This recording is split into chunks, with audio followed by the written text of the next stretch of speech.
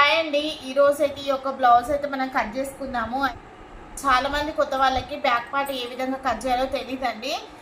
Easy ప్రాసెస్లో కొత్త వాళ్ళకి నేర్చుకునే విధంగా నేనైతే చెప్తాను. చూడండి, బ్యాక్ వచ్చేసి మనం ఏ విధంగా కట్ చేసుకోవాలంటే, ఇప్పుడు బ్లౌజ్ ఎప్పుడైనా సరే సీదా పెట్టుకోండి, ఉల్టా కాదు.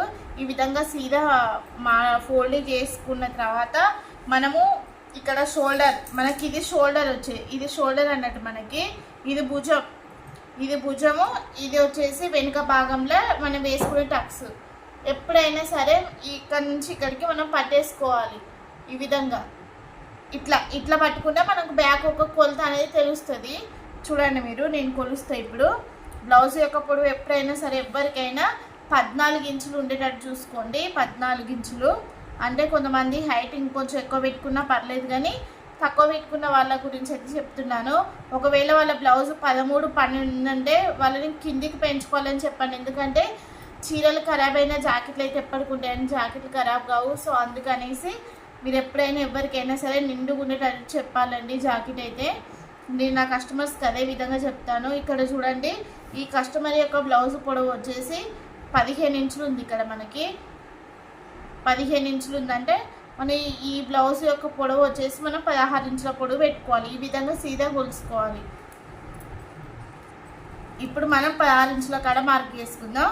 ఈ లైనింగ్ వచ్చేసి ఇక్కడ మనము ఈ విధంగా ఫోల్డింగ్ చేసుకోవాలి. లేయర్స్ ఉన్నాయి కదా, ఈ లేయర్స్ అనేది బయట సైడ్ ఉండాలండి, మనకు ఆపోజిట్ సైడ్ అటు సైడ్ ఉండాలి. ఇక్కడ చూడండి, ఈ విధంగా ఫోల్డింగ్ చేసుకున్న తర్వాత స్కేల్తోనైతే ఒక లైన్ అయితే ఈ విధంగా గీసుకుందాము. ఈ విధంగా గీసుకున్న తర్వాత ఇప్పుడు ఇక్కడ నుంచి బ్లౌజ్ యొక్క పొడవు 16 ఇంచులు మార్కింగ్ చేసుకుందాం.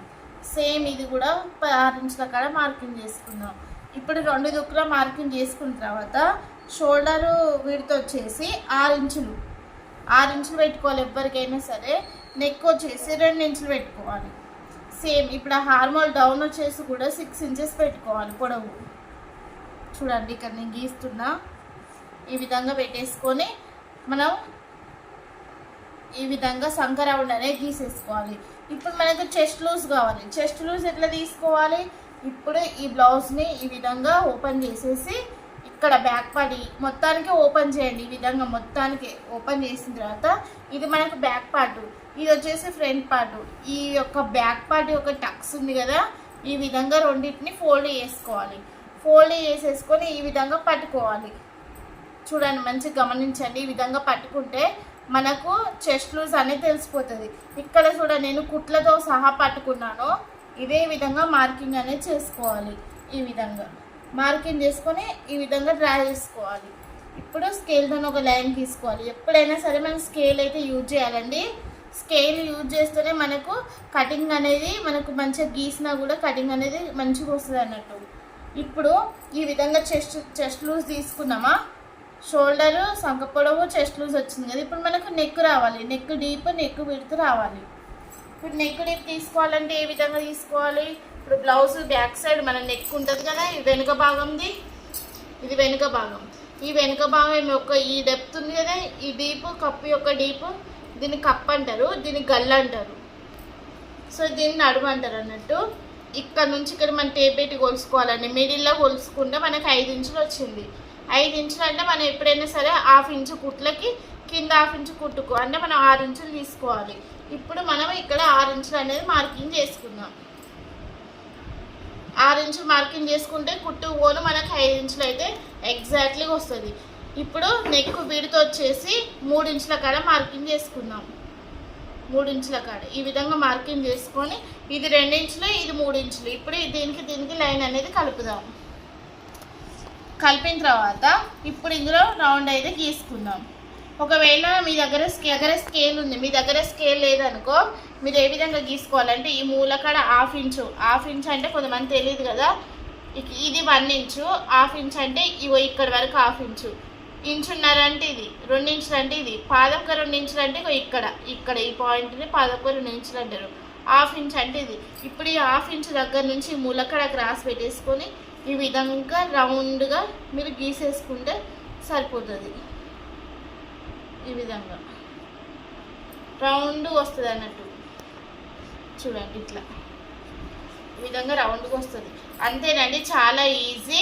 మనం కుట్టుకు ఏ విధంగా వేసుకోవాలి, ఈ విధంగా కుట్టు వేసుకోవాలి. ఇట్లా మనకు బ్లౌజ్ వచ్చేది మొత్తం ఈ విధంగా వస్తుంది.